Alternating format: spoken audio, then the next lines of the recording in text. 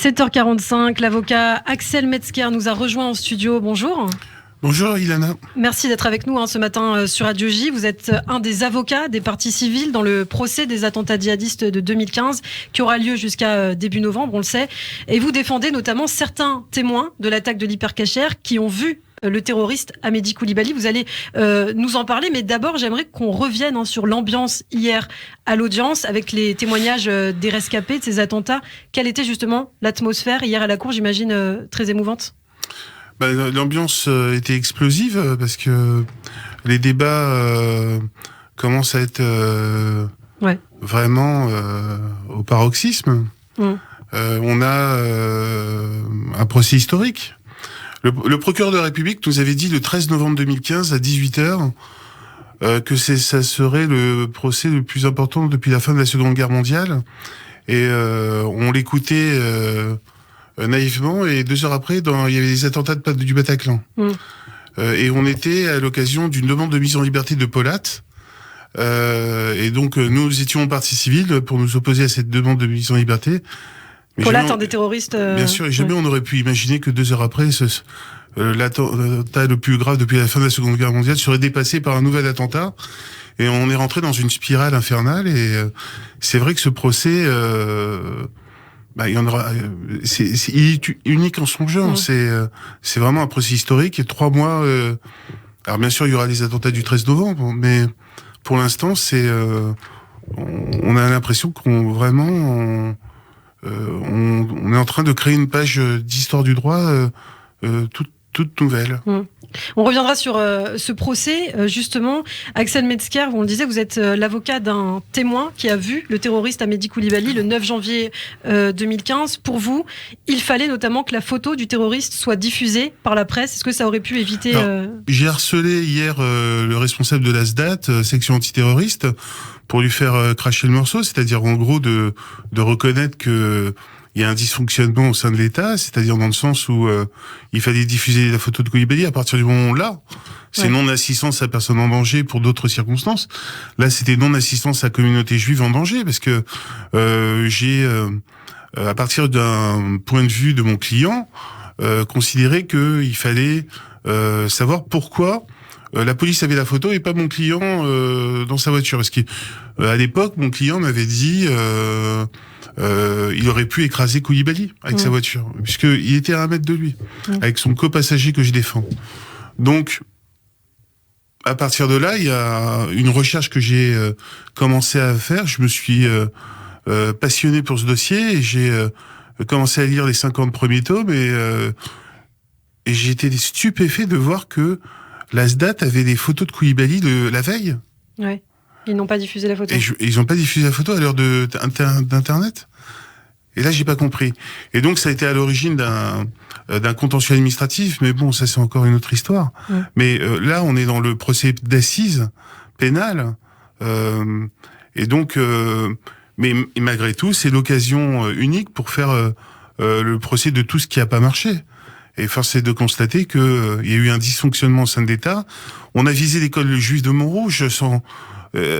Clarissa Jean-Philippe s'est sacrifiée pour protéger cette école, où finalement Coulibaly a changé ses plans à la dernière minute quand il a vu cet accident de la circulation. Il a improvisé. Il s'est dit peut-être que ce serait plus simple d'attaquer les policiers municipaux qui avaient police municipale sur leur gilet tactique. Et donc c'est difficile de refaire l'histoire, mais en tout état de cause, on est sûr d'une chose, c'est que l'école juive de Montrouge était visée. Il y a Laurent Janel, qui est un témoin exceptionnel, qui a remis en cause la version officielle, parce que il nous a fait une anecdote à la cour d'assises exceptionnelle, puisque il nous a dit que le maire de Montrouge lui avait dit de se taire. Faut surtout pas parler de l'école juive de Montrouge. Ouais. Alors, le maire n'est plus en place. Alors justement, on parle de l'école juive. Faire reconnaître aussi ce procès comme le procès de la haine des juifs, c'est aussi ce que vous réclamez. Pour vous, l'antisémitisme est au cœur du procès des attentats. On en parle tous les jours à l'audience. Bien sûr, j'ai un sentiment personnel, bien évidemment, là-dessus, parce que je me bats depuis des années pour faire reconnaître l'antisémitisme au sein des cours d'assises. Et c'est vrai qu'on a eu beaucoup de difficultés. Je rappellerai la mémoire de Sébastien Selam, que vos auditeurs connaissent, l'ombre de Sébastien Selam plane sur la cour d'assises spéciale de Paris, parce que à travers cette injustice, puisque l'assassin n'a pas fait un jour de prison, il s'est fait passer pour fou au nom de Ben Laden et au nom du djihad en 2003.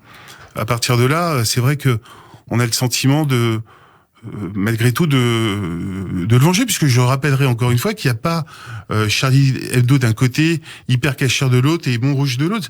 Ça, c'est ce que la défense veut nous faire croire, qu'il y a une division des spécialités. Pas du tout. L'antisémitisme est évoqué à chaque audience. Je rappellerai que Cherif Kouachi était le plus antisémite des trois. Il voulait incendier des synagogues dans la procédure des Buttes-Chaumont. Mais qui parle d'incendier des synagogues en 2008 ?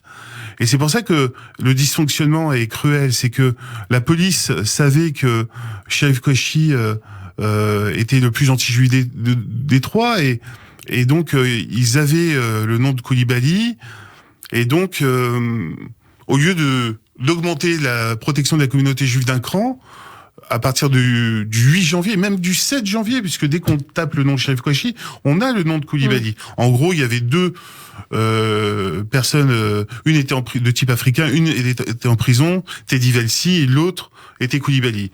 Et Farid Benyetou, dont tout le monde parle, que j'ai fait citer en témoin. Vous avez justement fait citer lors de ce procès bien sûr, parce que témoins, c'est le grand absent.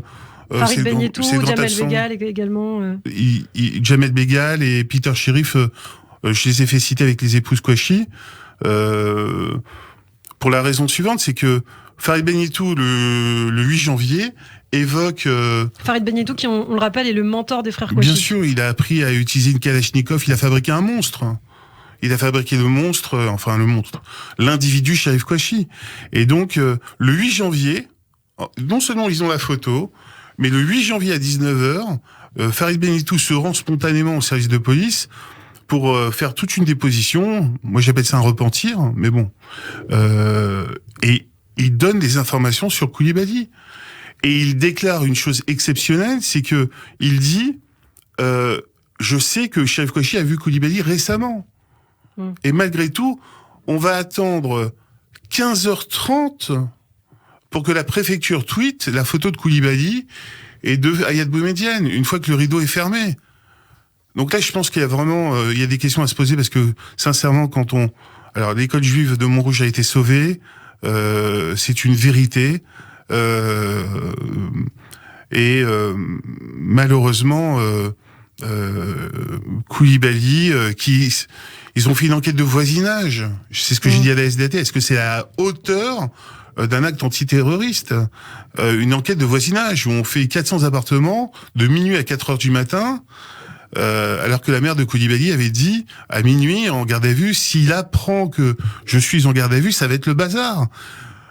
Il fallait diffuser la photo, ça va devenir une vérité, et tout le monde a ce sentiment d'un raté et d'une faute de l'État. Bon. Qu'est-ce que vous attendez aujourd'hui de la justice?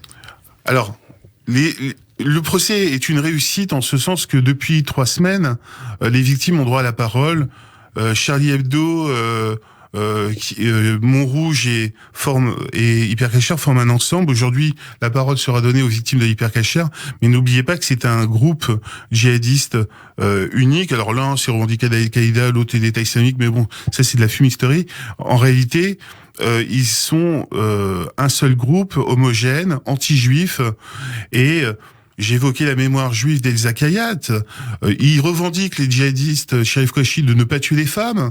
Or, c'est la seule femme qui est assassinée au sein de Charlie Hebdo. Et elle est juive, elle a reçu des menaces antisémites à la suite d'un dessin sur la Shoah. Non, pas d'un dessin, mais sur une chronique sur la Shoah.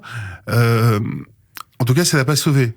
Et donc, c'est une contradiction. Ils se vantent de pas tuer les femmes. Et tous les témoins disent de Charlie Hebdo, qui ont survécu à cette tragédie, ils ont entendu une phrase, et c'est dans tous les PV, les uns après les autres, on ne tue pas les femmes. Alors, bien évidemment, je me pose la question, pourquoi Elsa Kayat a été assassinée? Leur antisémitisme est évoqué à chaque audience. Il n'y a pas une seule audience où on n'évoque pas l'antisémitisme. Alors pour Montrouge, pareil. Pour Cherif Kouachi, avec la procédure des buts de Chaumont, qui évoque le fait d'incendier des synagogues, on est dans un antisémitisme fanatique. Et malheureusement, je crois que les pouvoirs publics n'ont pas pris la conscience du phénomène. Et pour terminer, justement, on a souvent pensé que s'il n'y avait eu que Charlie Hebdo et pas l'hypercachère, on pense que l'hypercachère, s'il n'y avait eu que l'hypercachère, ça n'aurait pas eu le même retentissement. Est-ce que c'est aussi votre sentiment ? Le retentissement ils avaient un plan à la jurisprudence Mera, c'est-à-dire on attaque les mécréants, c'est-à-dire l'Occident, la communauté juive, Israël. J'évoquais l'épisode antisémite de chaque audience. Je vous donne un autre exemple. L'imprimeur. Alors vous allez me dire, mais l'imprimeur, mais quel rapport avec la communauté juive ? Monsieur Catalino, il a dit quelque chose d'exceptionnel. C'est que, encore une fois, Cherif Kouachi lui a dit, t'es juif ? Alors pourquoi il lui dit ça ? Parce qu'il a vu une photo des États-Unis. Il dit, t'es juif ? Alors, monsieur Catalino a dit non. Et donc, encore une fois, leur antisémitisme, leur haine des juifs est totale. Et nous sommes tous Charlie, mais nous sommes tous juifs aussi. Voilà. C'est le message que vous souhaitez faire passer. Ah bah oui, c'est évident. Merci Axel Metzger. Je rappelle que vous êtes avocat de plusieurs parties civiles dans le procès des attentats djihadistes de janvier 2015. À bientôt sur Radio J. Je vous remercie.